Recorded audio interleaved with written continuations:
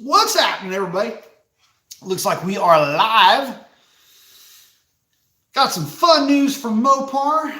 Let a few folks get in. We'll start yammering on about that. Before we get into the Jeep, I guess tuning update with Little Miss Revlon. Basically, I pretty much wrapped up tuning with Revlon. I'm not going to do really much else with her. Took the car out tonight, did some data logs, basically just street validating the tune, and she rips. I need to flip the tires, though. I've got a pretty decent amount of feathering on those DBRs. She got a little loose at about 128 miles an hour, so nothing major. Everything's fine. It's just, yeah, a little bit of dust and all of that, so I just need to go ahead and get those cleaned up. But all that being said, that's about where she's at. I mean, right now the car's running great, and I am basically just going to get the car to the track on Friday to get a little bit of data on the car, and that'll be it until January. My track is going to be shut down through December, and unless there is a track rental that I can slither into, that's basically what I'm going to be up to. So anyway, let me check in with everybody. Dr. Div saying, what's up, man? Mark Corleone is in. Got the thumbs up. I like it. Chris Hager saying, what up, B-Mason? What's up, Chris? Let's see. Dr. Div saying, just finished up the shop. Very nice. CJ's checking in. What's up, man? X-Cash is in. Said, hey, B-Mason, I figured out the high beams. Nice. Let us know what you figured out. So, let's talk about the Jeep. It's a 392 Rubicon 4-door. Basically, every bell and or whistle that you could possibly ever imagine throwing onto a Jeep is going to be going into this 392 powered contraption. Now, before I start foaming at the mouth over this thing, because let's be honest, 392 powered Jeep is pretty cool. We had tuned quite a few of them at Pikes Performance, so I'm not unfamiliar with how they run, but given the fact they're going to have an 8-speed automatic, that's going to be pretty cool. And, well, let's be honest. I mean, 470 horsepower in a Jeep just sounds like a freaking riot. Well, that is unless you've driven one that's been Hellcat swapped, and then, you know, all bets are off, right? But the other ones that are actually really good are the 5.7 and the LS3 swapped Wranglers. So it's kind of hard to really get excited about something that in a way we've already seen on the aftermarket. But that being said, very cool that Dodge is doing this. Now, let's talk about price, because it's going to be real hard to, it's going to be real hard to get excited about this thing unless you've got the paper to actually throw at one of them, because, well, let's be honest, they're going to be ridiculously expensive. And when I say ridiculously expensive, I don't mean just kind of expensive. The working number right now, the pivot number, is around $70,000. I'm going to repeat that because it kind of sounds like it might be an important part of this transaction should you choose to move forward with this. $70,000. Now, some folks might look at that price and go, nothing. Me, I'm looking at that thinking, you got to be out of your mind. That is an obscene amount of money to be paying for a Wrangler, especially one with a 392, which, realistically speaking, you're into Hellcat territory. I might be down if it were a Hellcat powered, maybe a badass set of axles or something like that, but a 392 checking in at $70,000+ potentially. Can I get some of those Mopar bucks, those horsepower bucks with that? Because that's going to sting. There's something else to consider just while we're on the subject of the whole deal. You know, Ford is releasing the Bronco here pretty soon, and the walking around engine, honest to goodness, in that truck is going to be the 2.7 liter V6. 300-ish horsepower, 400-ish pound-feet of torque, with the upside of some modifications, a little bit of tuning, probably dragging that thing up to about 350, 375. With, torque coming up to about 40 to 50, should you choose to do it. But since we're talking about stock vehicles, let's just leave it at that. Ford's coming after Jeep with that thing, and I've got to think that, well, considering the cost difference between the Bronco and the Wrangler, especially with the Wrangler only having one V8 option, and that V8 option being the 392, which is going to, of course, drag cost straight through the moon, doesn't look so great for Jeep at that point. These things are driving me nuts. I'm not used to wearing glasses yet, so we got to ditch this. So the main issue is this. You've got a Jeep with 470 horsepower that on paper that sounds like a ball, but you've got a Bronco that's going to outsell it and outpace it due to cost, not to mention adequate enough power. What about the 5.7? The 5.7 has got all but 400 horsepower and 400 pound-feet of torque. Why not maybe introduce that engine into the mix? You could have something that could go toe-to-toe with any of the any of the Bronco offerings, and maybe not break the bank, although I don't know how much more expensive it is to make a 392 than it is one of the, the truck 5.7s, which is, a little bit more complicated than the car with the SRV, but still, what's the difference? I guess I'm not really trying to holler sour grapes here because I'm not going to get one, but let's say if my wife wanted a new vehicle. Well, if my wife wanted a new vehicle, there's going to be a price constraint. And if my wife wanted a new vehicle, it would probably be the Bronco over the Jeep in this case, primarily just from the aesthetic. I mean, yeah, Jeeps are neat, but I don't know, not $70,000 neat. I mean, look, if you've got an extra $70K to just throw at a Jeep, that's fantastic. But is this thing going to carry that kind of value long term? I mean, look, I get it. Jeeps carry their value like you wouldn't believe. In fact, it's one of the brands, and let me not try to say the same, I'm going to start trying to talk and my mind's going in two different places at the same time. It's one of the few brands that does hold its value very well, and it's one of the reasons why FCA was so keen on buying the Chrysler Group as a whole, is to acquire that Jeep brand. I mean, really, the Jeep brand, Ram to a lesser extent, Dodge probably didn't even show up on the radar, at least it didn't back then, reasons that you would have bought the company. So I guess there was that. I guess what I'm really getting at is, I've driven one of the latest Jeeps, the 3.6 liter,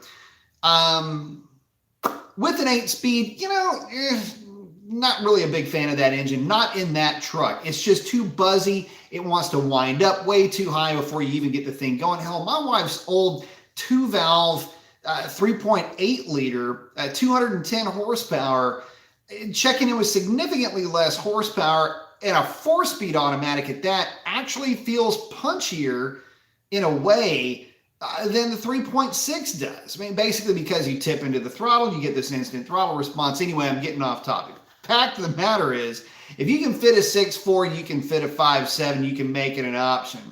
Don't see why that hasn't been going on now for a while, but that being said, at least they're going to do something cool with the Jeep. So, in getting to that, let's see. Oh, X-Guy's saying it's in the light settings and the auto wipers are in the safety and assist. Nice. Talking about the adjustments in there. So cool. Light setting and the wipers are in safety. Okay, cool. Let's see. Oh, CJ's saying if Ford makes a new 6.8 liter, it better be. It won't be. 32 valve. Packaging will not allow for it. Dr. Divs, AEB 392 carries a cost of $110. No, thank you. Yeah, talking to a guy at Dodge today. We're just kind of playing around with numbers and trying to figure out where we're going to be on this.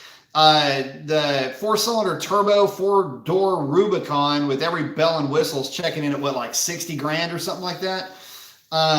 So yeah, you're looking at another at least 10 grand, maybe even more than that. I'm not feeling it. Destroy 1320 saying, be sure to hit the like, y'all. Yeah, guys, hit that like button. Helps us out a ton. Chris saying things going to be crazy for sure. Oh, Dr. Dugan, that was 5 years ago at least. Chip Day saying, what's up, Mr. R&D? Got the arm flex. I like it. Yeah, so I was out basically trying to gather some data on Little Miss Revlon. The problem is we got negative DA right now. She's trying to make a boatload of power. In fact, again, like I say, she started hazing the tires a little bit, about 128. It's actually when I let off, and I know that to be a fact because I was looking at my data log when I got back home.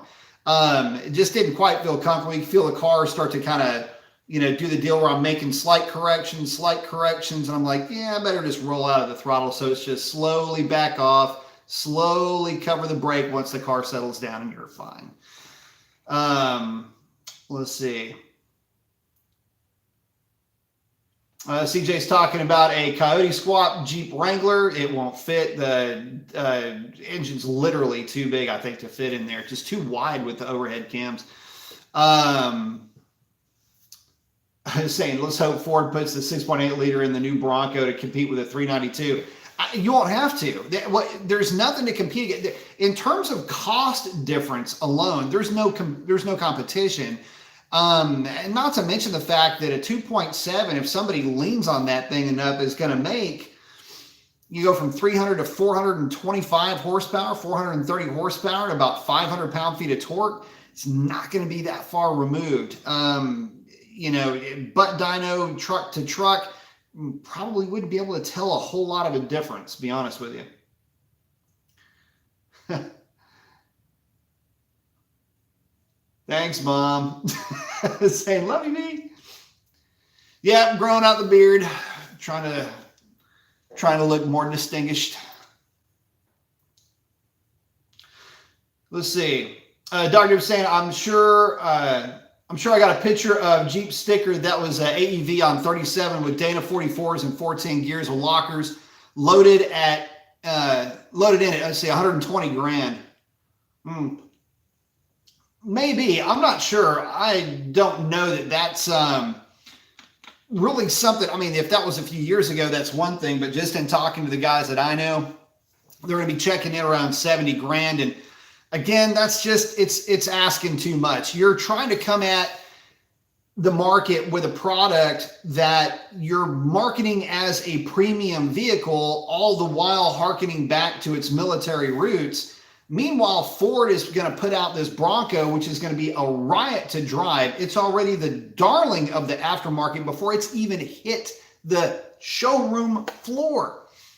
It's going to rival a Jeep in terms of aftermarket support. And on top of all of that, the tuners are already heavily involved with that 2.7 liter.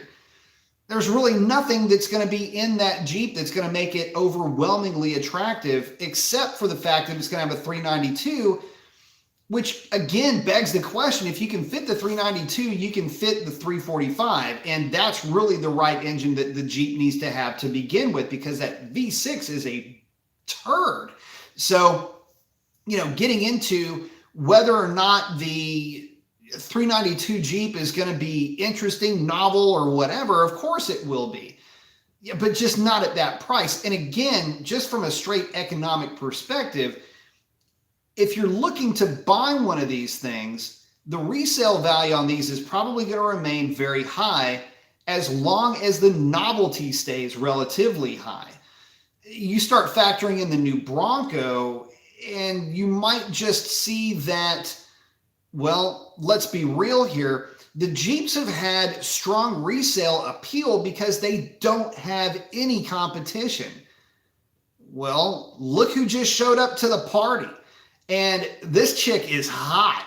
So that strong resale value that Jeep has been, well, that's been the cornerstone of the brand now for the better part of 2 decades, just might be going away. And when you look at it from that point of view, that $70,000 starts to look even worse, because it's not necessarily being able to afford the thing. It's, can you afford to get rid of it when it's time to ditch it? Because depreciation, that's going to be part of the cost of ownership. And when you look at the fact that, well, let's say it goes from 70 down to, 40. I mean, you just paid 30 grand. It's 30 grand you're never going to get back. So Not saying that any vehicle is a great financial proposition. Don't get me wrong here, but it used to be that if you paid, 40 for a Jeep, you could get 32 back. Might not be the case anymore. We'll just have to see. Let's see. MG42 saying we need a 392 Ram two-wheel drive. It's funny that you mentioned that, because that was also one of the questions that I had when I was talking to one of my friends over at Dodge was, where is the Warlock? Where is the Little Red Express? I mean, the marketing basically writes itself with the Warlock, with the Hellcat, the Red Eye, the Demon, the Super Stock.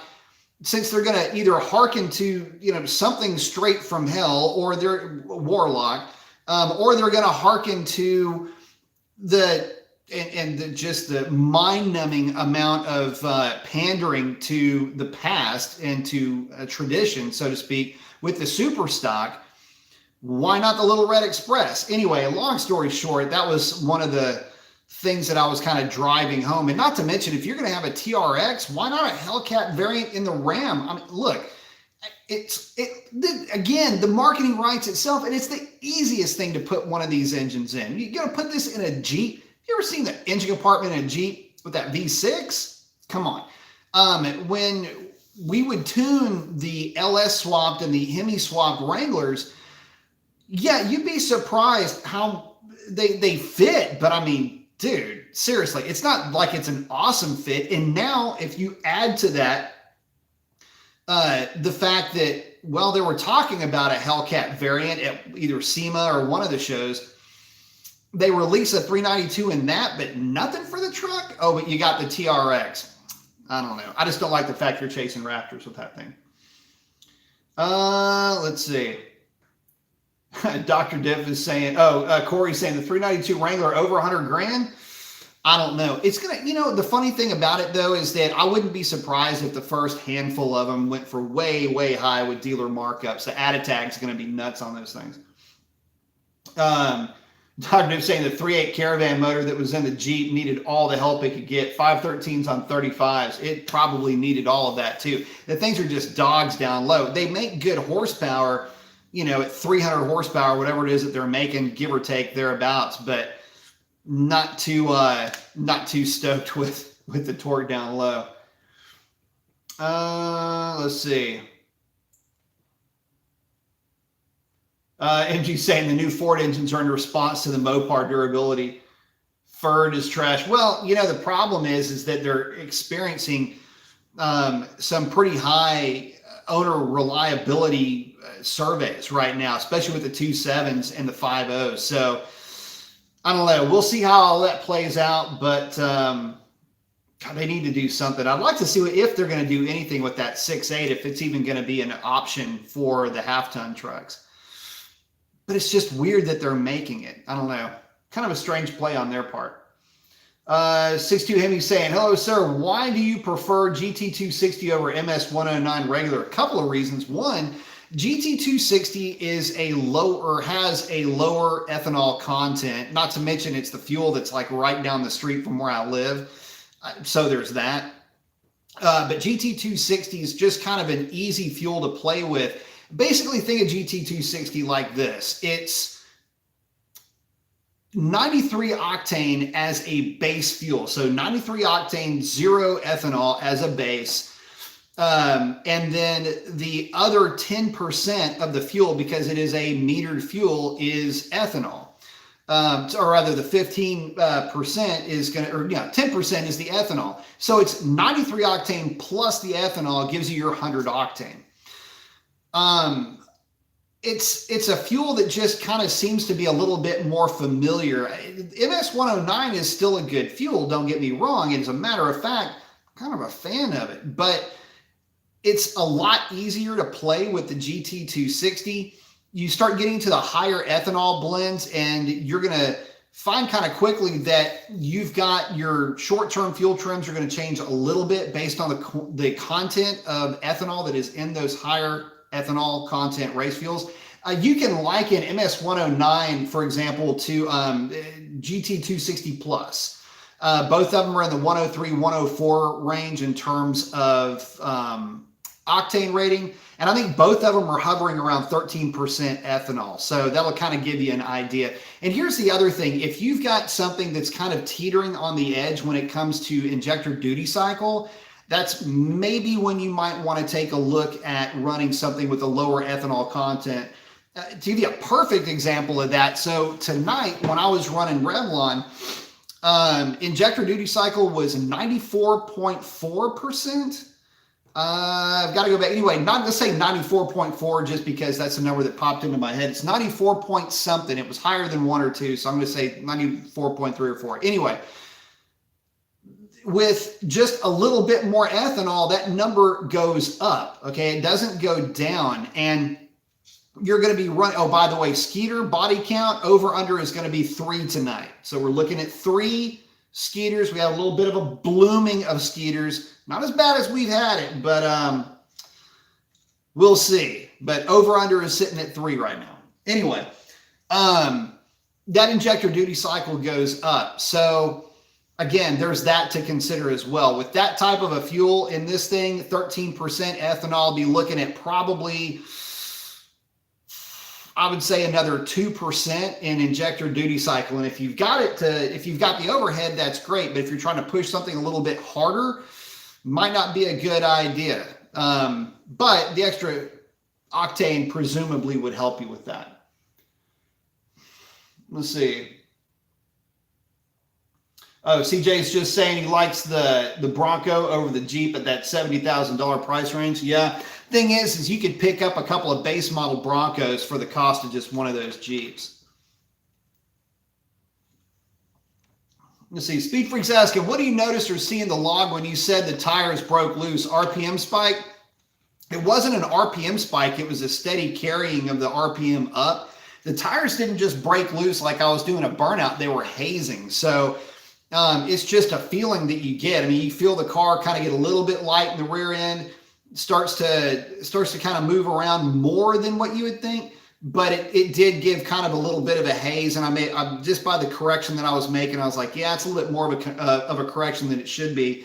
And you can feel it in the car. You won't really see it because it still has some traction, just not a lot, or just a little bit less than what it's had. Cars making enough power. Got to remember the DA is pretty seriously negative right now, or not seriously negative, but it is negative, somewhere around, I'd say, minus 300-ish. I don't know, somebody check out HRP. Their HRP app and let me know what DA is down here right now, but it's pretty low. And to add to that, the tires are a little bit feathered. I probably do need to swap them, flip them, and run them. But the other side of it is they have been doing some work on the roads out here. So there's kind of that to consider as well, some dust and other things. But yeah, that was tonight. So basically in that case, what you do is you just come off the throttle just enough to, to start to settle the car. You never, ever chop throttle because that's the relative equivalent to only giving the car rear brake. In this case, you just kind of come off the throttle to slack throttle. In other words, a coasting throttle, not accelerating, not decelerating, and then cover the brake and then come off the throttle a little bit. It happens a lot faster than that. It's basically up, off, on, and then you're back. And that's how you rein one of them in. But yeah, I mean, it got a little bit. I mean, it was just kind of hanging out a little bit, but no big deal. HU37 saying the advantage with the Broncos is that the engines are turbocharged, making them highly tunable. You can easily make 400 horsepower with a boatload of torque. Well, okay, so let's get into that. I mean, it is the elephant in the room, right? 392. And thus begins the snoring. I know a lot of folks that still don't like the idea of the 392 because they feel like it's made out of glass. The engine's actually pretty robust. It's just a matter of having a potential issue with the things not being able to manage with boost. All right. Well, the car's got a lot of compression to start with. It's practically an 11-to-1 engine. It's making all but 470 horsepower. By the old rating, it would have been what? 485, 490 horsepower. That's a lot of power for what is in essence a bored and stroked small block. So, coming from the factory, it's already really stout. It's not going to respond to camshafts because it's already got pretty decent cam in it. But with all of that being said, yeah, I can see what a lot of folks are looking at, okay? You're not going to be running a lot of nitrous with this thing. You're not going to be running a blower. But guys, it's a Jeep Wrangler. And I'm more worried about axles. I'm more worried about transmission. I don't know what transmission is going to be in it. But look, if it's a 392 turning 35-inch tall tires, I'm going to hope that it's got, I'd love to see an HP 90 in this thing. But you know, again, here we are with an HP 70, probably. Actually, it would be maybe an HP 95 would be even better. That would be your Trackhawk transmission with the transfer case.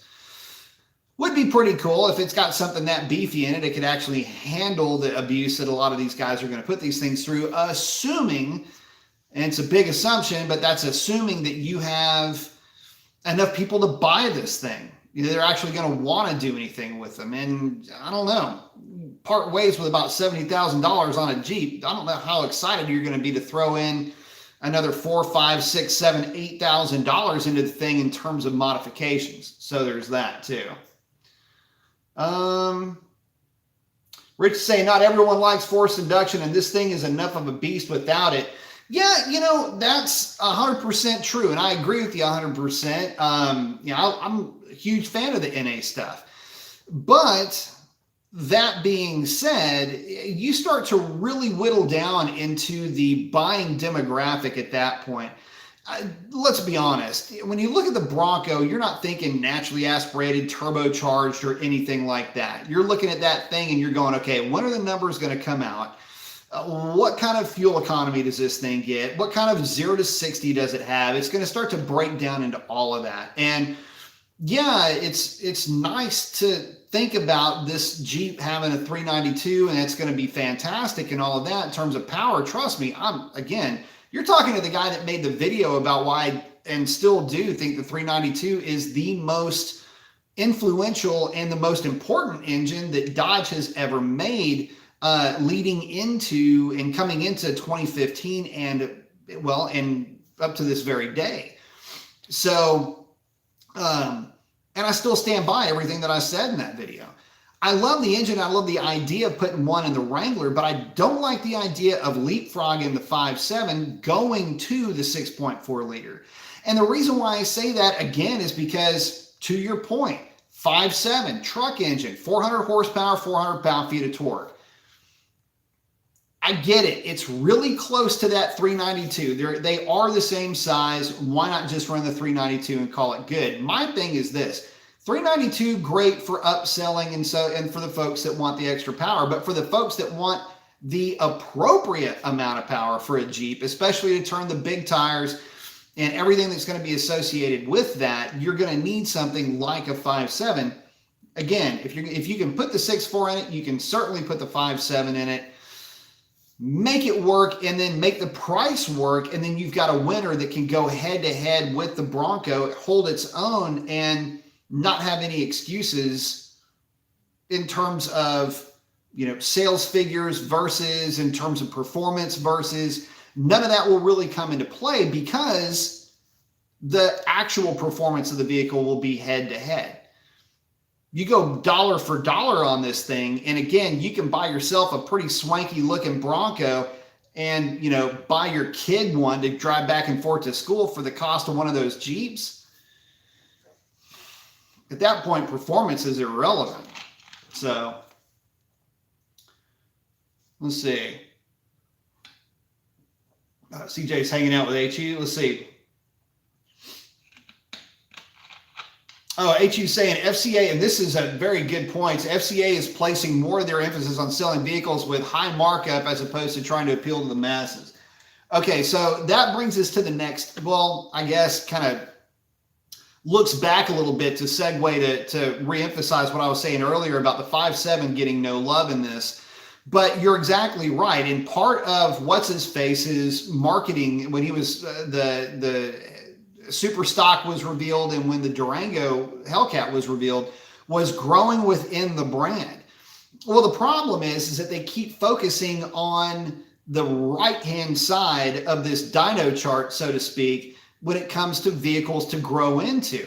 The Hellcat Durango, 1 year only. The Super Stock, I don't even know if they're going to make any next year, and you only got about 200 or so of those things being made to begin with. Then you got the Trackhawk, the Hellcat Charger, the Hellcat Challenger, and all of that. That's fantastic. Of course, the red eye variants of those as well.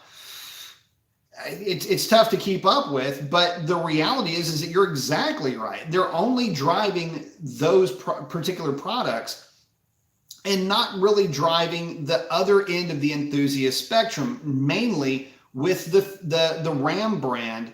And with the Jeeps, you almost get the feeling like they've, I don't know, lost their way a little bit with this 392 thing. So anyway, I see exactly what you're saying. Rich is saying FCA has no R&D budget for the foreseeable future, so their strategy is to roll out a 392 and Hellcat the entire lineup.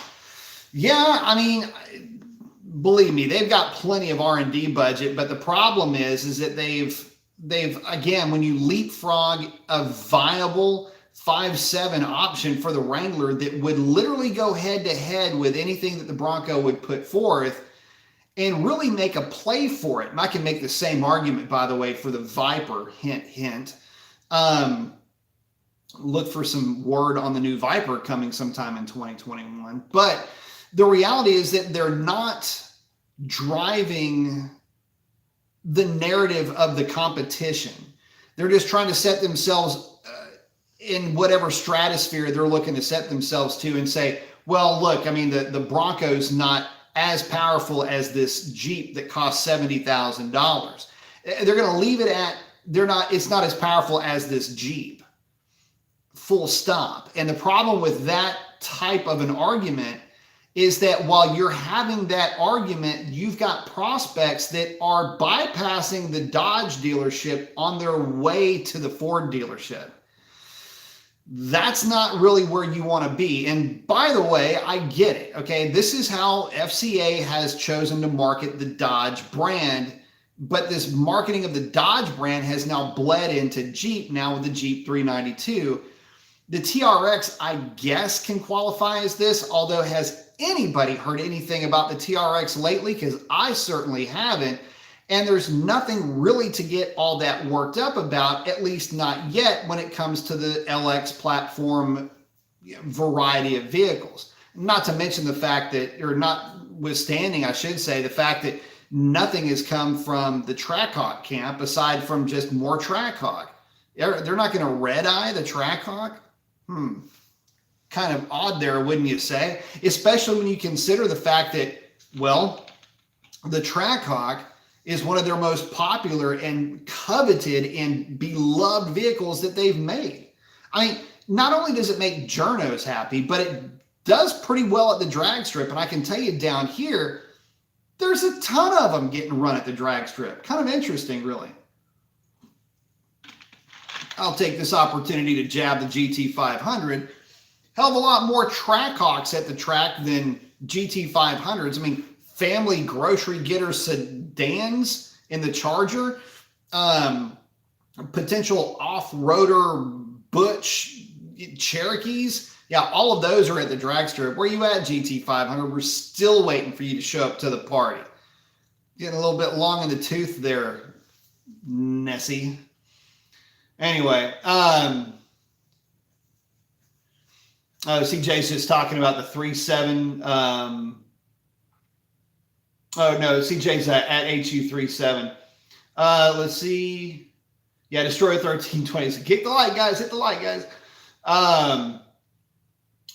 Intro saying, or should I get a stage 3 for the Eagle because I'll probably never afford insurance on that Ram-powered Mazda? I don't know. Did I miss something, Nitro? I don't think I saw. Let's see. So I found an old Howard scam in your closet. All right, cool. Rich is saying Chrysler Pacifica Hellcat was a 2016 April Fool's joke, but might become real by 2026. Hey man, y'all saw the video that I put together with that Pacifica. I tell you what, that Pacifica is a riot to drive.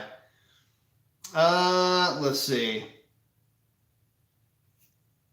Oh, HU37's at CJ about his Taurus running 12s. Yeah, it doesn't take much, for sure. Let's see. I'm saying Howard's is for a 0308. Cool. Let's see. Dr. Div saying, typically when I see wheel speed spike, I'll see a bit of a jump in wheel speed, mile an hour, and flat RPM. Yeah, this was just a slight haze, so that's what she was doing. Shivney saying, what tire do you recommend for a manual scat? Hoosier bias ply?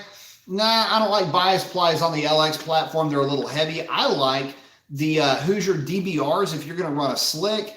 If you're not going to run a slick, or you prefer to have something that's dot legal, the Mickey Thompson ET Street Rs. Hoosier does have their STS, or the Street to Strip lineup, coming out. Was able to get with them on that. Still looking at first quarter of next year. However, looking to get my hands on a set of those really quickly. And the tire that they are getting into production first is everybody's favorite 305/45/17. So be on the lookout for that. Hopefully soon. Let's see. Introv's asking if the Ecoboost have the same problem with the oil leak as the Coyote. Not that I am aware of. Not the same reason anyway. And CJ saying the oil leak on the Ecoboost are much worse. You know, I don't agree with that, CJ. The reason why I say that is because I know plenty of people with Ecoboost contraptions, whether it's 2.7, 3.5, or otherwise, don't have any issues like that. The only issues that I know of with those engines came from a while back, but this is Mopar chat, not Ford Ecoboost chat. I don't know much about those engines because I don't really hang out with those too much. But the ones that I do know of, the 2.7 and the 3.5, especially the latest ones, are really good. So I would say that, the issues that you would see with those would be akin to, the same issues you would see with the 5.7 Hemi, either with the Hemi Tick or in even a worse case scenario with that, with the lifter failures. Abdul checking in, got the 2 thumbs up. What's up, man? Saying love it when you do the live chat. Thank you very much, man. I appreciate that. CJ saying, for me, I prefer an NAV8 over a twin turbo. Oh, for sure. Everybody does. Ask any mech. They're going to tell you straight away. They don't.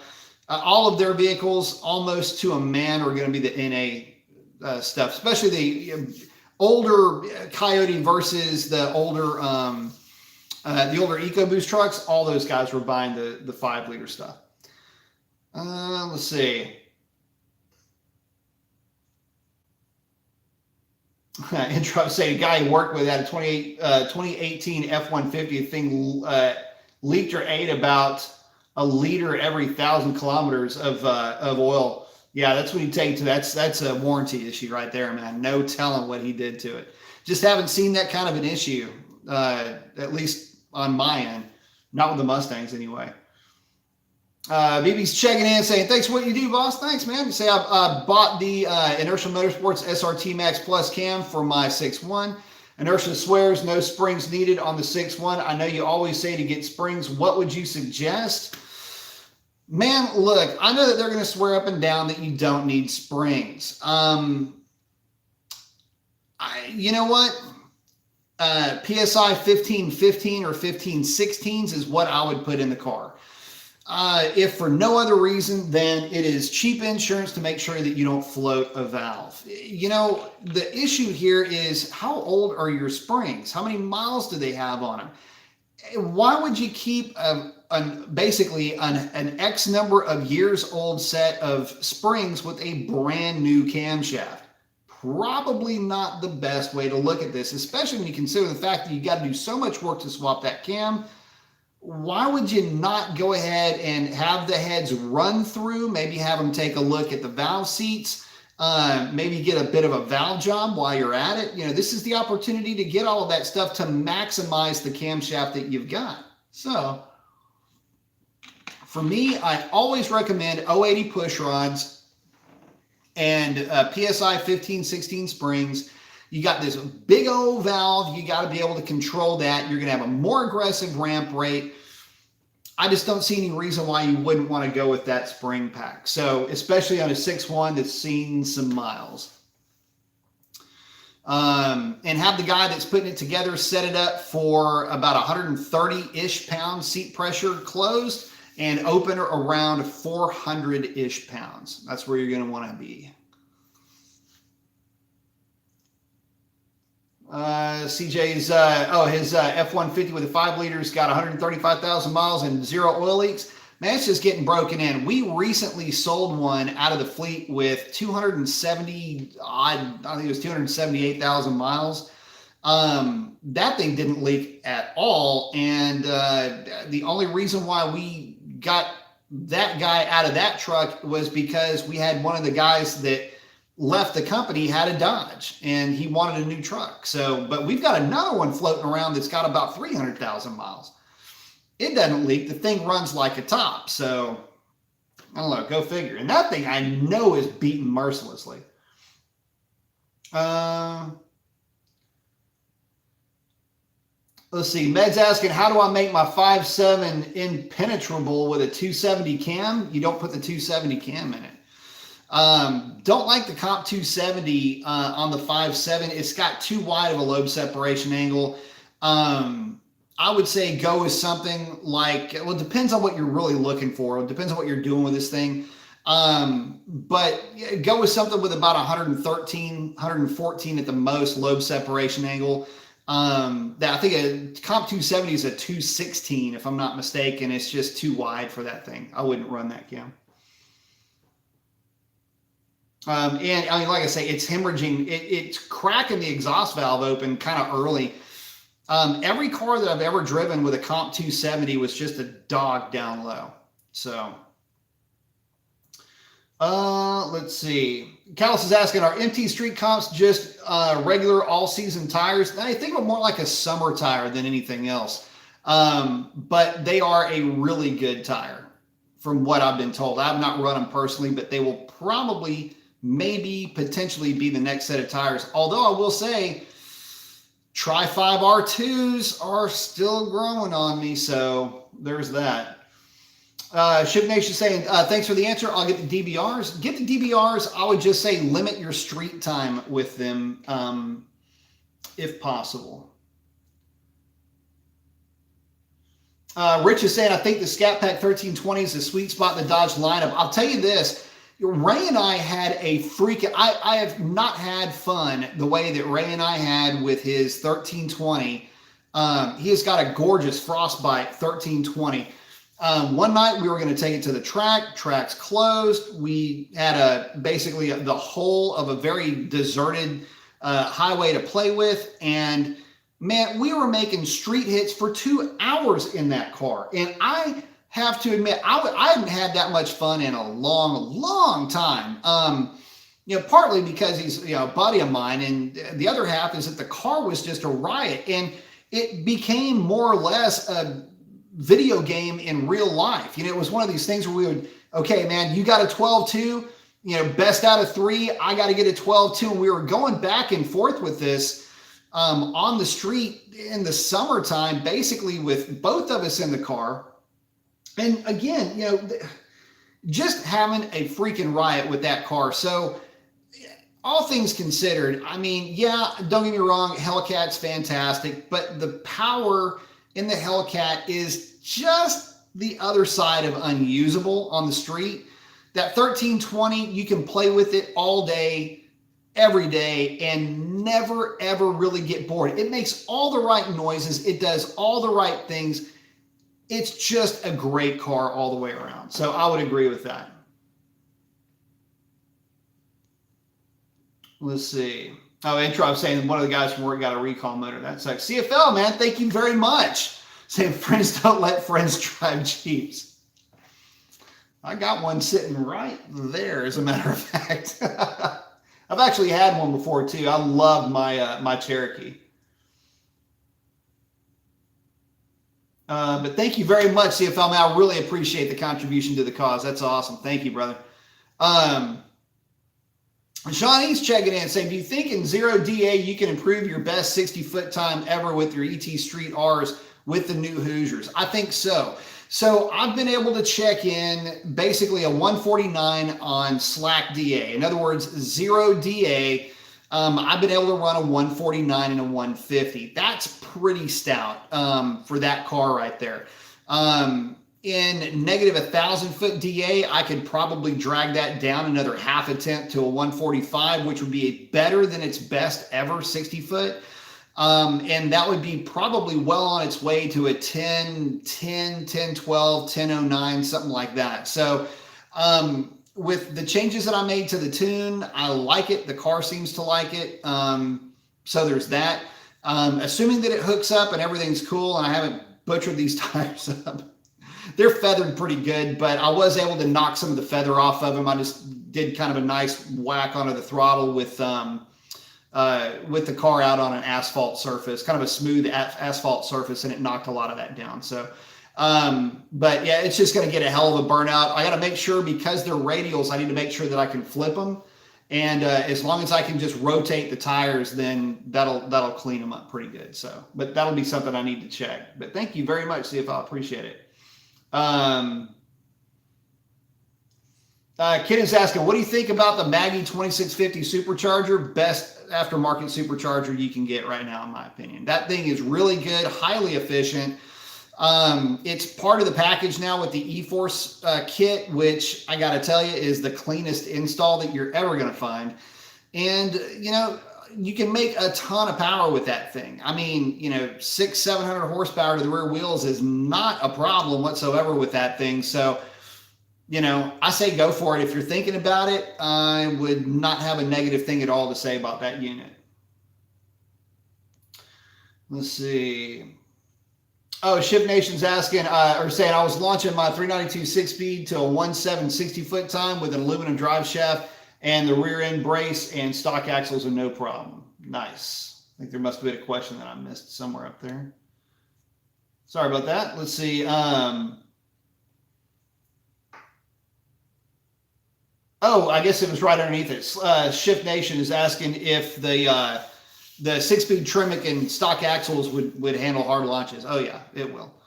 Callus99 saying, if you add forged rods and pistons to a 392, does it become just as capable as the Mustang GT for adding boost? Yeah, of course it does. Look, you know, you add the right internal components to that thing and you can spin it up to whatever you want to. I mean, look at,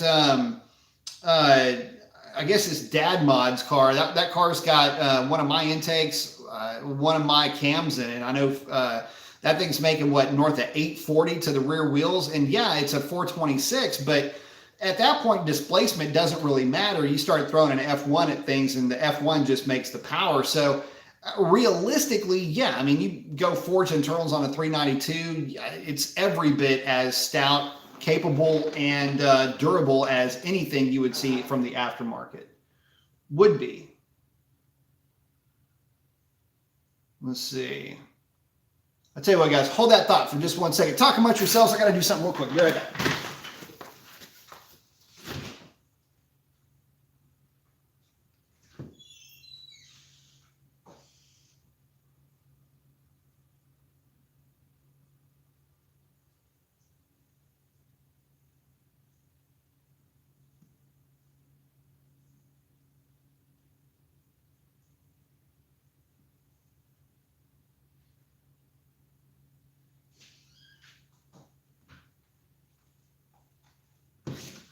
All right, sorry about that slight deal. And we're back. All right. All right. But yeah, it'll be plenty stout in that respect. Let's see. Introp saying, I'm getting springs for the Eagle because it's doing corners, not on roads. Sounds good. Shift Nation's checking in with Sean. Let's see. Oh yeah, TR6060 is stout. Sean's saying TR660 stout. It's a very stout transmission. Let's see. Non-X is asking, how are you? Doing good, man. I hope you're doing good too. Saying, would forged drop-in pistons and rods on a high-mileage 6.1 Hemi running smooth allow me to add more boost safely? It would, but just remember, you've got... it's not just the pistons and rods. You got to remember you've got the tune primarily you've got the fuel quality that you're going to be up against with something like that. So, you know, the forged pistons and the forged rods, that's great.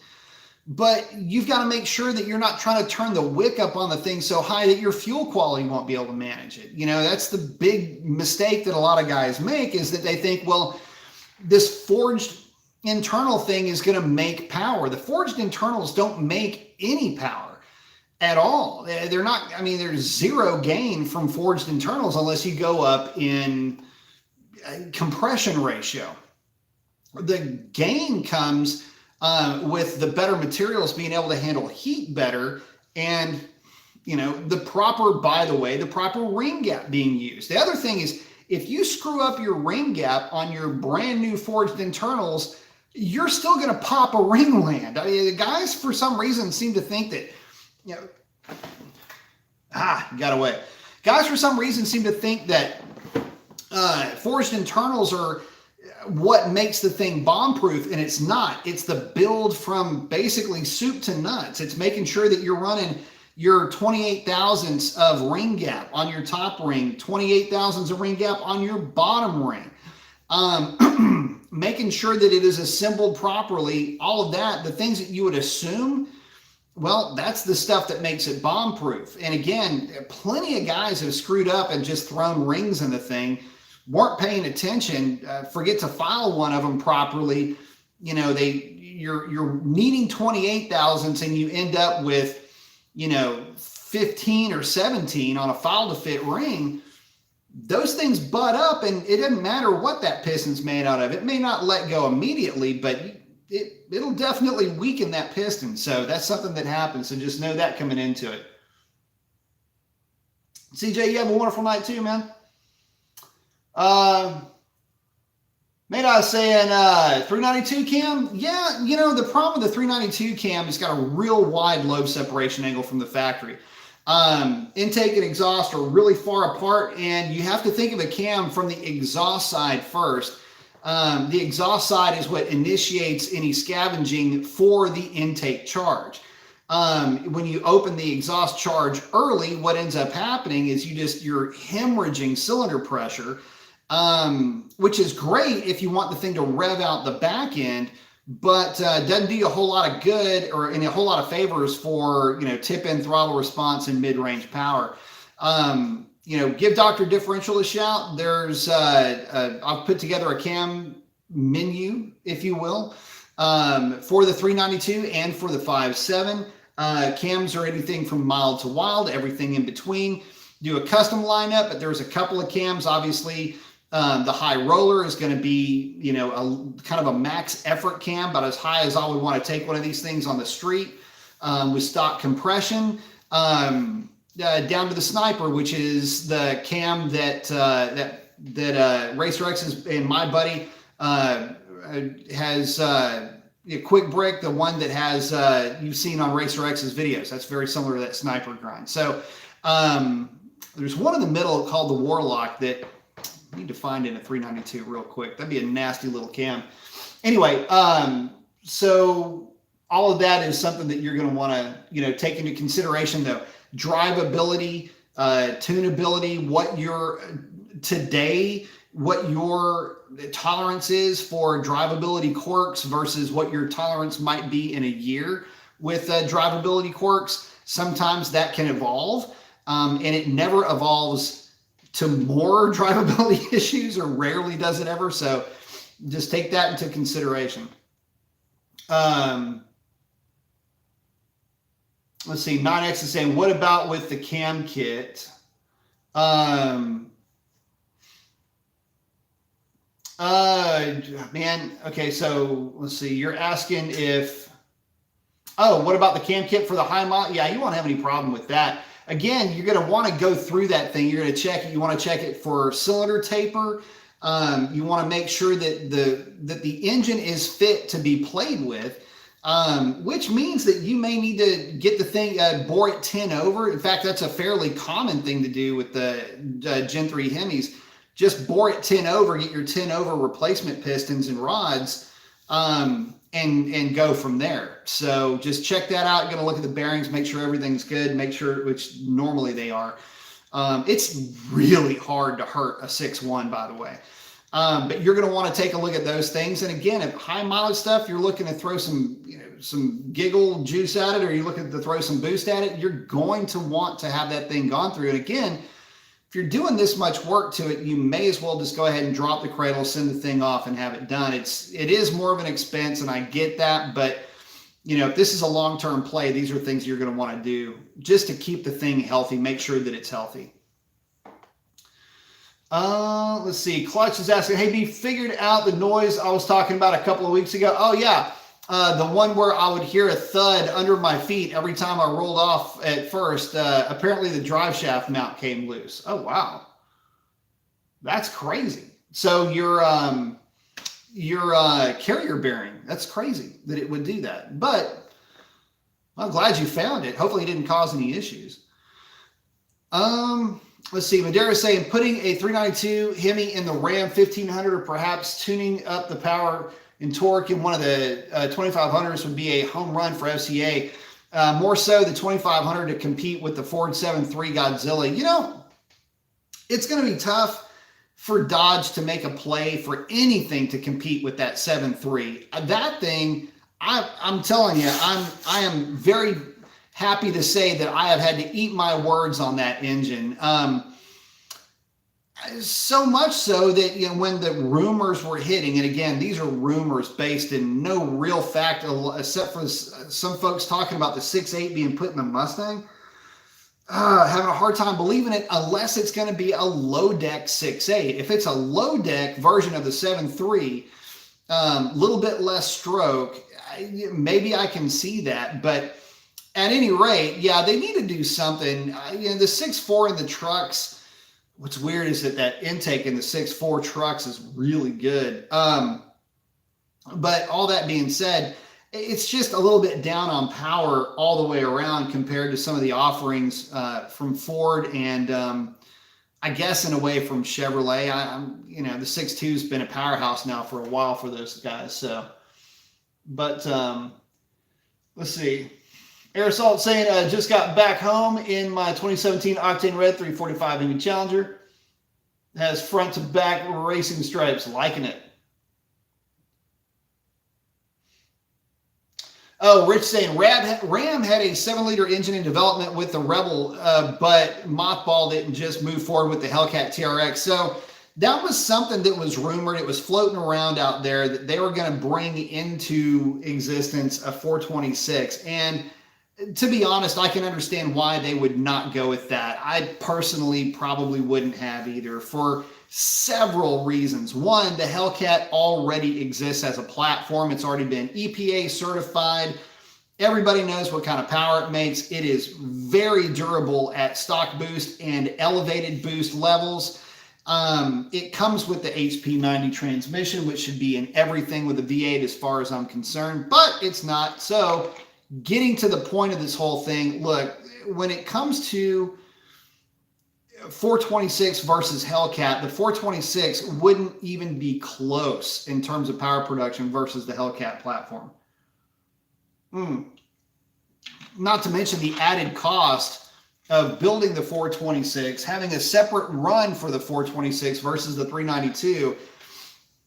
It just wouldn't make a whole lot of sense, not to mention the fact that it wouldn't be substantially more powerful than the 392. I know there were some rumors about 520 horsepower and all of that, but man, look, truth be told, you're only looking at 35 cubic inches difference from one to the next. You're looking at maybe 40 horsepower at that point. So yeah, there's your 520, 530, but man, it makes it real difficult to talk about 530 horsepower when you have 700 or 670, whatever they're going to rate the TRX at once it's finally released.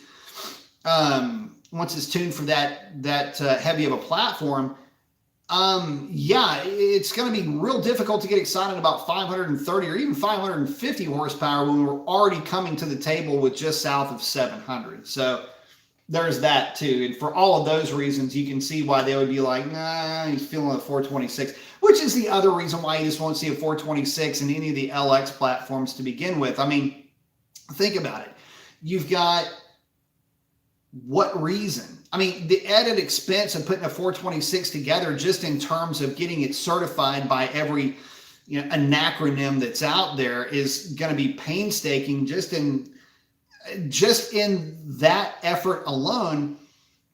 And you would have to charge a significant premium, and it's going to be a tweener between the 392 and the Hellcat. If you could have 550 horsepower but spend $5,000 more and have a Hellcat, what would you get? Think of it like this. Let's say that your typical Scat Pack costs $40,000 and your typical Hellcat realistically costs $70,000, just for the sake of argument.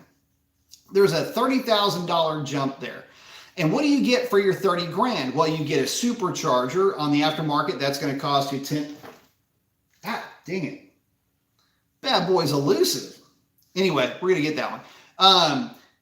10 grand, you've got the added tuning and everything else. You've got a far and away better transmission involved in this thing.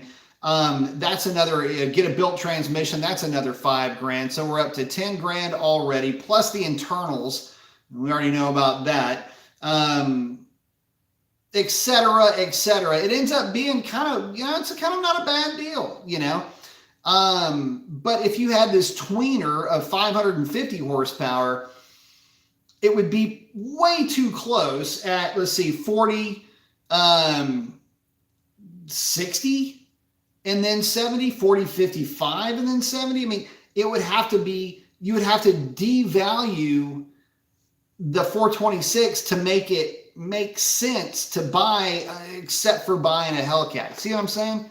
So now I'm not surprised they didn't come out with it. Let's see.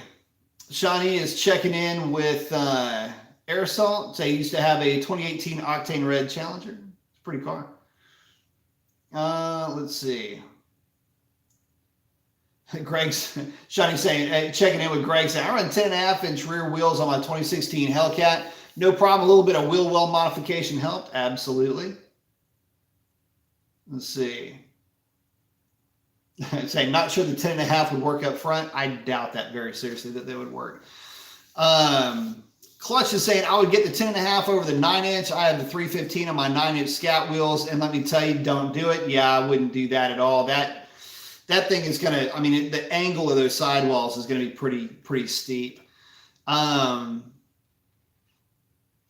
Let's see. Chris is asking, how long will the stock clutch last on a 392? Or how long will the clutch last? I daily drive it. It's 34,000 miles. And have read that they go out pretty quickly. I don't know, man. I have to ask Sean on that. I've never heard of one just going out, like the clutch just goes bad. I've replaced them. But typically it would be a replacement with just a significantly more performance-oriented clutch, and that was in Hellcats. So, if anything's going to wear out a clutch, especially with as long as that first gear is in Hellcats, it would be one of those, and I've never had any issues with them.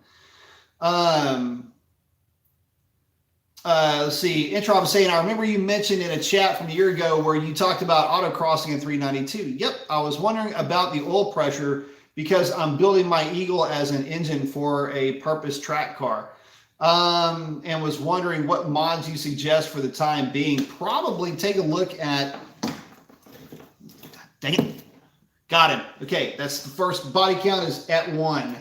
It's a big one too. Take a look at the offering. See if Milodon's got a skirted oil pan for that application. I know that there's guys that have run the 392s on open tracks and on autocross, just closed circuit tracks and autocrosses, but haven't heard of any issues. Haven't heard of any issues with oil pressure. Again, monitor your oil temperature and make sure that you don't have to step up in oil viscosity just to manage your temps. In other words, if you start averaging 235, 245 on your temps, you probably would go to like maybe a 1550 or something like that, just to maintain that viscosity. Just don't beat on it until that oil temp gets up to about 150 degrees or so.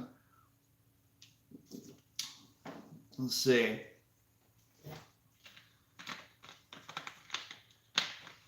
Oh, Shift is asking, Sean, what were you launching your 392 at? You probably launched about $5 grand. See, I was saying I have the 6.4 intake manifold.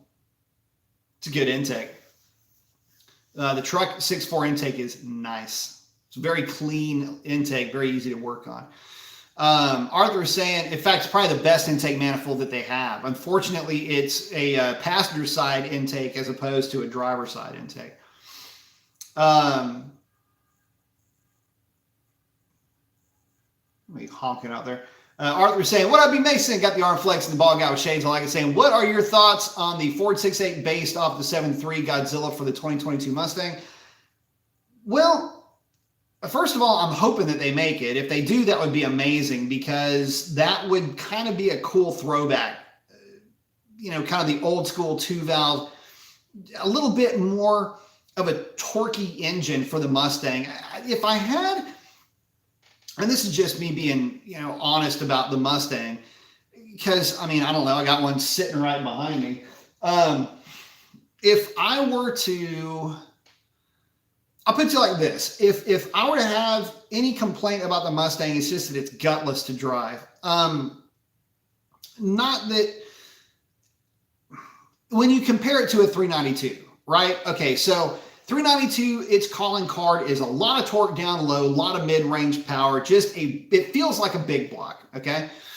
The Mustang doesn't. It feels like a small block. So anybody that's driven a Mustang and then back-to-back drive a 392 goes, oh, damn, this thing feels punchy. It feels like it's just got a much larger engine, which it does.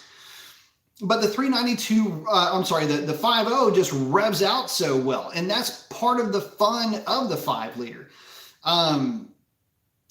Couple that with a 10-speed automatic and a 355 gear, and in a form, the thing is a freaking riot to drive. In fact, dude, you can go low 11s with those things with really not a lot done to it. Gets you a tune, weight reduction, and a drag pack. You're basically there at 1120, 1130, right?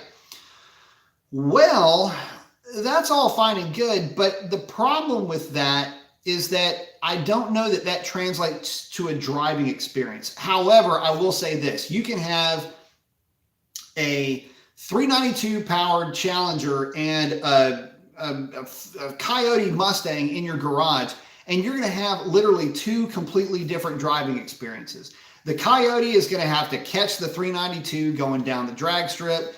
It will not be the other way around. And in the 8th mile, 392 covers it, I'd say 18 out of 20 races. In the quarter mile, if the Mustang can reel in the 392, it'll be tough. But if it can reel in the 392, which it will have mile an hour on it, it's going to be a toss-up 50-50 on who wins that race. Maybe a little bit more in favor of the Mustang, but it doesn't really matter. So getting into the 6.8, I only say all of that to illustrate what I'm going to say about the 6.8. If they make a 6.8, if it's a short deck version of the 7.3, one thing's for sure, it's going to be torquey. It's going to be stout. It's a 2-valve engine, just like the Hemi is. If they make it to where it has any semblance of an ability to rev past 6,200 RPM, it will have probably a significantly better horsepower rating than the 392. Again, if that is the case, you're looking at probably 540, 550, 525-ish horsepower with a bunch of torque. You want to talk about a car that will be a bloody freaking riot to drive. That thing is going to be more fun than a barrel of puppies. And I'm here to tell you, it would be extremely hard for me to not give that car a ton of attention, primarily because it would feel like the original old school GT500 from 2007, 2008, 2009. That's what that 6.8 would run like. And when you take that into consideration, when you look at it from the standpoint of that was like the most fun car in the world to drive back then and even into today, it would completely change the complexion of Mustang. And quite honestly, it would shut down anything that Camaro is even remotely talking about right now if they continue to speak at all in the next couple of years. And it would put them square in the muscle car type of a conversation with that Mustang. So all of that being said, yeah, love me some Mopar, but Mopar's calling card has been big engine, big horsepower, big torque, big car, does big pretty burnout, sounds fantastic in the process, and is the most comfortable out of the whole group. Well, here comes your modern version of a Boss 429. Now what are you going to do? And it doesn't matter whether or not how well that engine takes to boost. Like everybody wants to talk about the Coyote just takes to boost so well. Every engine takes to boost the exact same way. It's just for how long are the internals going to allow for it, and for how much boost will the internals allow you to run. Could you imagine a 6.8 showing up to the party with about 28 thousandths ring gap and about 10 to 1 compression, maybe 10.5 to 1 compression, decent enough fuel system? Dude, that thing would just be sick and nasty. So we'll see. I know that the guys with the 7.3 are already getting some real impressive numbers out of that thing. I can only guess that, you know, the 6.8 would make roughly the same horsepower, just a little bit less torque. You know, let the rumors land where they will. But until we see something really worth talking about or taking any further, it almost kind of, you know, what's the point of even talking about the 6.8? When I see a Mustang with a 6.8 badge on it, and then we can talk. But until then, I'm going to assume that the Coyote just keeps ruling the roost, and, you know, guys keep basically throwing blowers on them and accidentally running 9s. I mean, that's all great too. So we'll see. They are the darling in the aftermarket, that's for sure. Clutch is asking, or hanging out with @Shift. Let's see.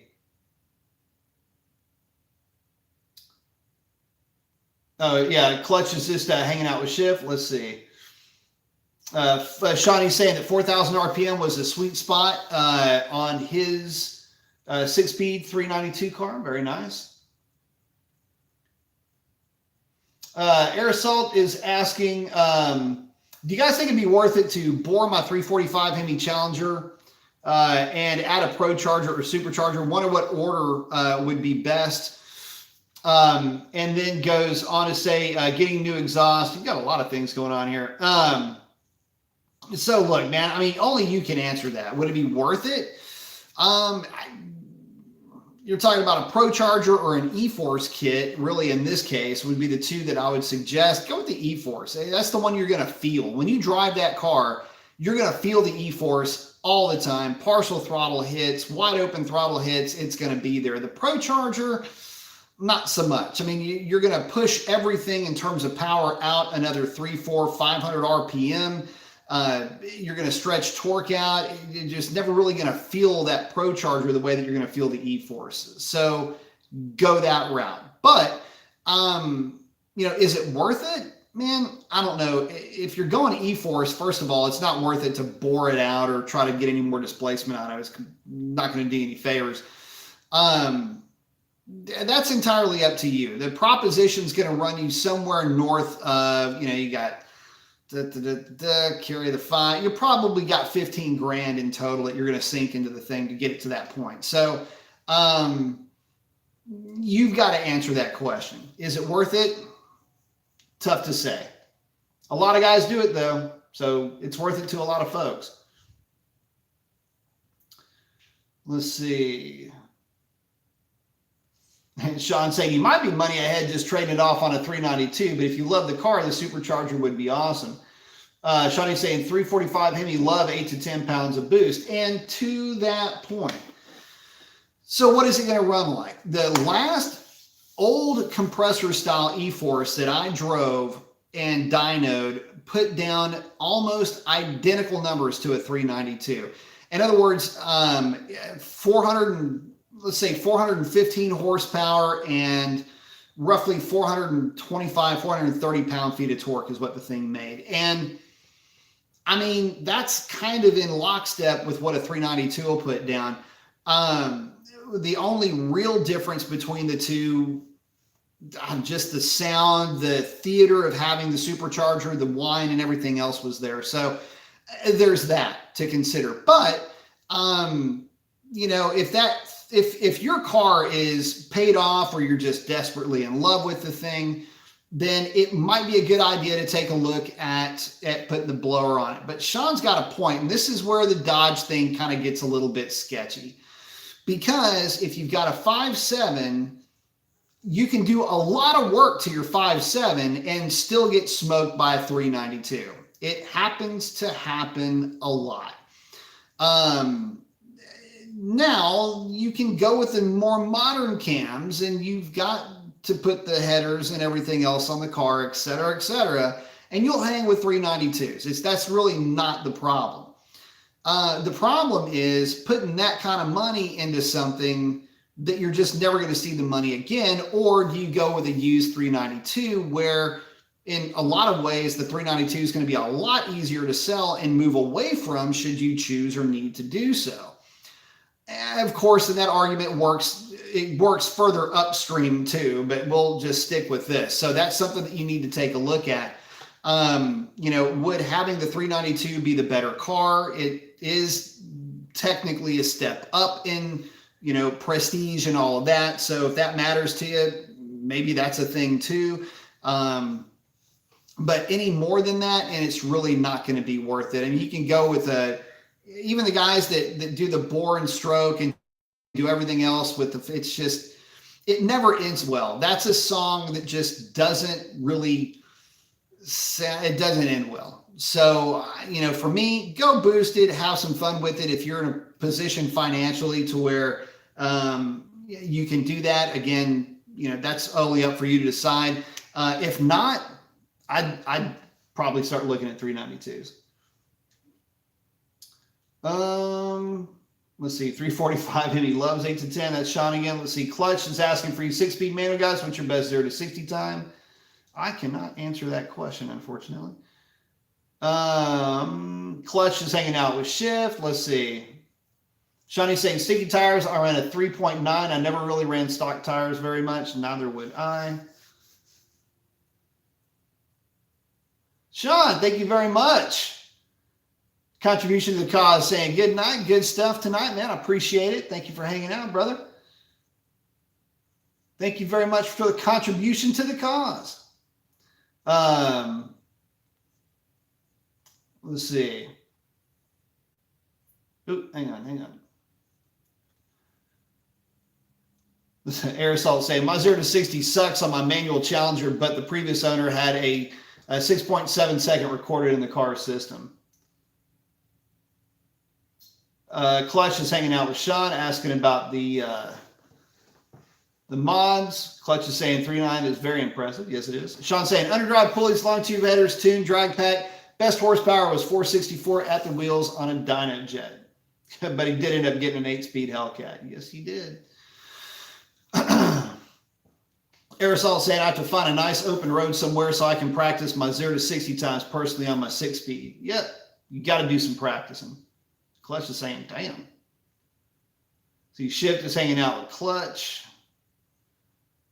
Shawnee's saying, Barton shifter is a must. I have one for sale right now. I'll sell it for $200. It is mint.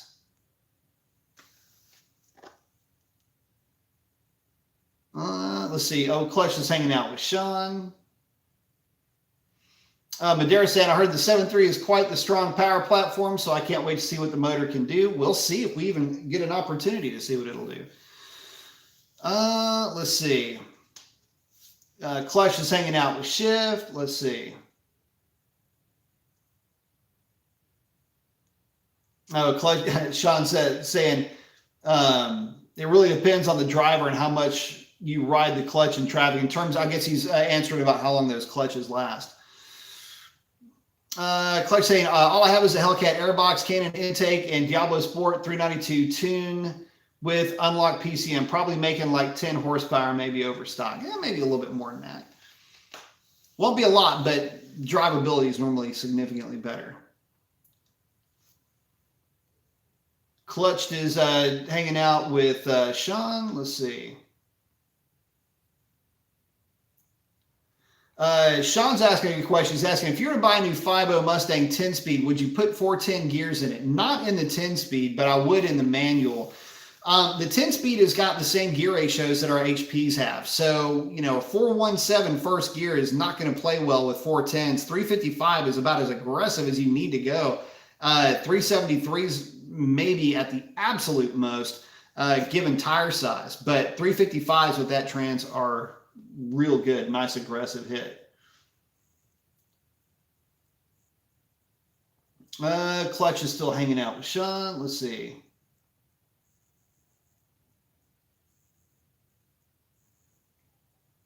Queez is saying, guy down the street has a gorgeous red 2014 GT500. Exhaust is amazing. Have you ever driven that year model? Driven a 13 quite a bit. Same car, basically, 13 and 14. I've driven quite a few different GT500s, and yeah, they're awesome. It doesn't matter which one you drive. They're all fun. They're all torquey. My favorites are kind of the earlier ones, basically 2008, 2009. For some reason, just the boxy square end look with that car, I just like it. I don't know. Anyway, they're a lot of fun to drive. Still to this day, I'm surprised I don't own one. And the later ones are better ergonomically. The earlier ones are a little bit taxi cabish on the interior, but I kind of like that in a way. So that with a big old Hurst shifter is just a lot of fun. I wouldn't really try to campaign one drag racing. There's just so much fun just as being a street beast. You know, it's just kind of my thing. I love those old cars. Let's see. Clutch is still hanging out with Sean. Let's see. Albert's asking, hey, B, what's the best time to data log my 392 for an email tune? No dyno tune in my area, i.e. Temperature and DA. Just whatever it is when you're going to drive it.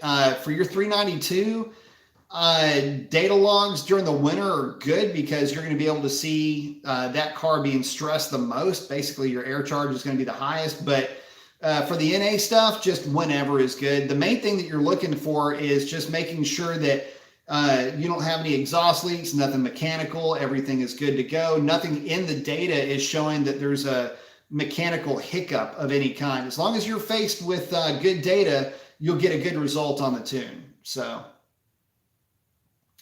and asking, do I really need to let it warm up before driving? I still do. Before you start getting on it real hard, I always make sure the vehicle is at, you know, somewhere around 170 degrees, 150 degrees at the coldest. And mainly that's to ensure good oil temperature. Kevin's saying, hey, Mason, it sounds like what you're saying is that the cam you choose can make or break keeping up with the 392. When you said the 392's cam still had... still something lost to the 5.7. I'm trying to understand what you're saying here. When you said that 392s can still hand out a loss to the 5.7. Oh, yeah. I mean, look, there's a significant difference in displacement between the 392 and the 5.7. You got to turn the 5.7 pretty hard. You've got to have a real good cam profile to match the 392 in terms of power. And you're really never going to match it, but you can get pretty close. And, you know, you can just let RPM be your friend at that point with a 5.7. But yeah, cam will absolutely make or break that combination. Greg's checking in saying, is the pedal commander worth it for a 17 Hellcat 6-speed? Yeah, it depends on if you just don't like the throttle response that the car has now with the stock throttle map, then a pedal commander can certainly help you with that.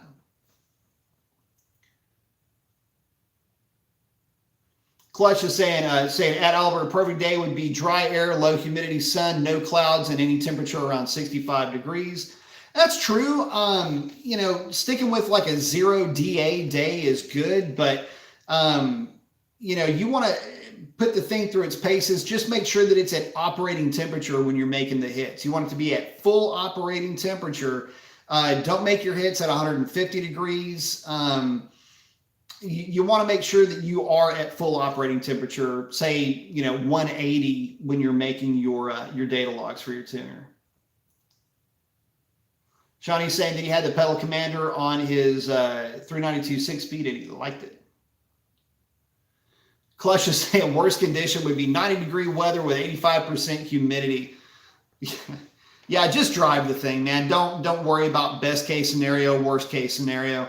No matter what, your tuner is going to should know what he's working with. Greg, thank you very much, man. I appreciate the contribution. Saying thanks for the best Mopar info online, man. Thank you very much. Hopefully I'm helping.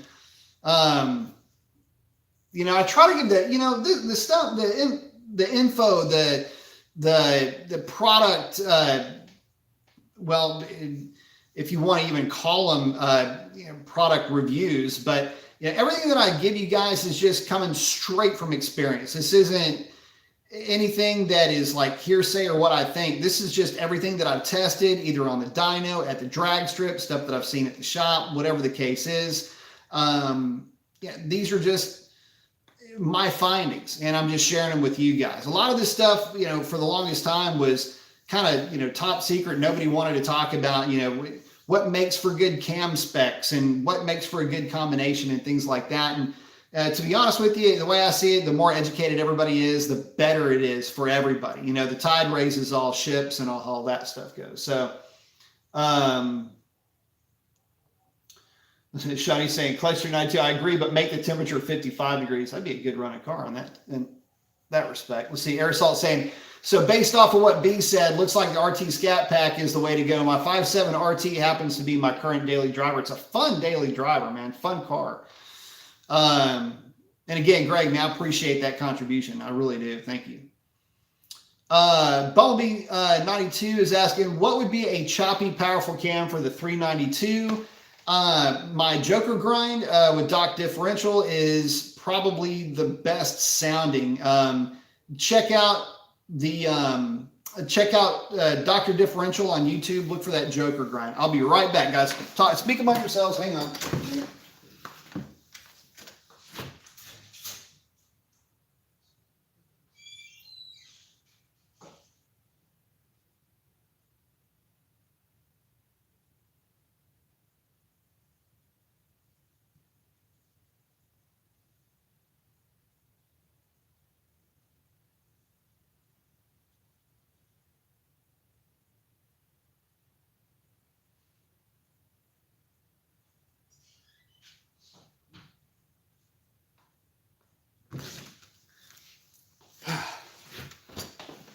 Back once again, allergies are a trip. Okay, so getting back to it, Sean saying Comp 270 sounds nice. The only downside of Comp 270 is that the LSA is just too wide and not my favorite cam for the Hemi. Let's see, Hilton was asking, what do you think about the 5th gen Rams? Yeah, I like them. I like all the Rams. But I don't really have any thoughts on the trucks, to be honest with you. I like all the trucks.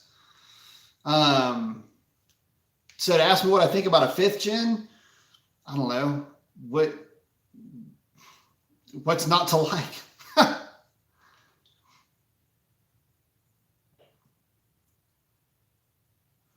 Shawnee's asking, I thought the Joker grind was relatively stock sounding. No, it didn't. Sean is out. But yeah, no, the Joker grind is not stock sounding at all. The Sniper is on a 392, but not the Joker. Joker is something completely different. Aerosol saying, quick, everyone start thinking of more questions. And then Chip saying, I think that's the Sniper grind. It is. The Sniper is the one that really doesn't have much of a lope at all. Quick Brick saying, sup, brother man, just checking in. What's up, Quick Brick? The CDO1 works well on the 392. Yeah, it does. Probably too well in a few ways. The funny thing about the CDO1 with Pike's Performance, that's the cam that I originally came up with for the 392. Kind of some fun stories behind that, but that was actually my personal grind. That cam would have gone into Shalandra, and it just never had the opportunity to go into that car.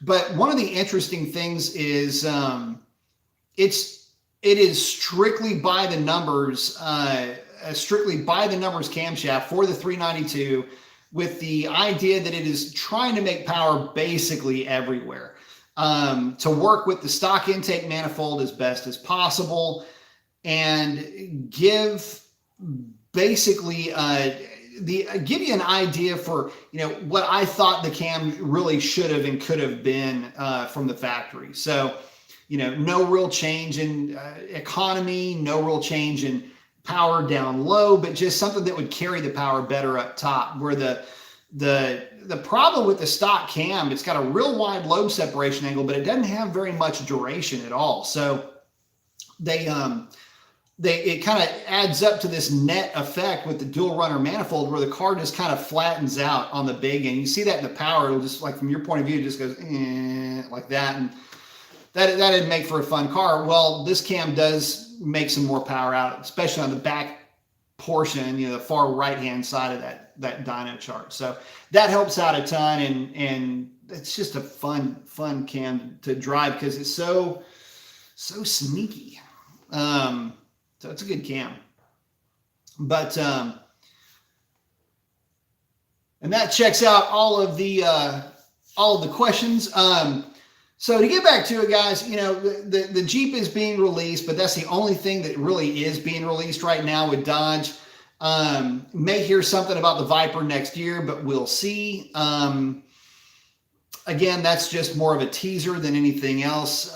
If it does come to fruition, then unless Viper takes on a completely different tack, hopefully they don't try to chase the Vet with a mid-engine catastrophe. I just would hate to see that, but hopefully they do go with the V8. But we won't know until next year, and that's if they do actually end up with the greenlit deal. I think it's been approved internally, but nothing's been fully greenlit just yet. I think they're checking viability of that platform moving into the next like 5 years. So, but you know, nothing on the Ram side, nothing on the LX side. We might hear what's going to be happening with the Challenger and the Charger within the next couple of years. Maybe by halfway through 21 into 22, we'll start to hear some grumblings about what the next platform will be. But the way that it sits, it may be the Ghibli, it may be a revised LX, probably a revised LX, but you know, we'll just have to see where it's going to go from there.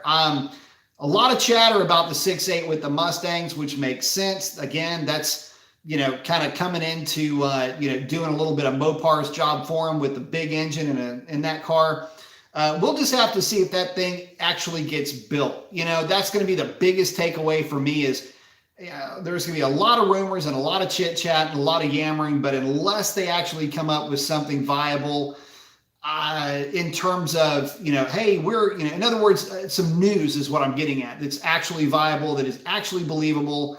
We'll just have to see coming into, you know, that 6.8. Gotta say, I'm kind of excited about it, but I mean, on one hand, I'm excited if it does come out. That would be a freaking awesome car to drive. But on the other hand, you know, do we need it? I don't know. Does Mustang need it? Not so sure, especially with how good the 5.0 is and where they can take that 5.0 just in terms of displacement. Not sure that they would need the 6.8 to get that thing to where it needs to be. But, oh, and then there's the idea of they're selling how many Mustangs? How many Mustang GTs are sold versus Scat Packs? That'd be a fun number to pull. But anyway, guys, we're coming up on an hour and a half. I got to wake up crazy early in the morning, so I'm going to go ahead and bounce. But appreciate each and every one of you guys. Can't wait to see you on the next one. I will hopefully have some really good news for you on Saturday. I'll be taking the car to the drag strip on Friday. As always, keep up with me at the drag strip on your HRP app. I think it's HRP Slips in your Google Play or whatever it is. But yeah, HRP Slips. I'll be posting up on the Instagram account what my car number is, and you can see what I run, what the reaction time was, what the mile an hour was, if I got waxed or not, what the conditions are. All of that will be on there for you to dissect, pick apart, and point and laugh at your leisure. So be on the lookout for that. But that is it. God bless. Appreciate each and every one of you guys. If you're going to send it, don't bend it. Keep your shiny side up. And that is a wrap on this one. Adios.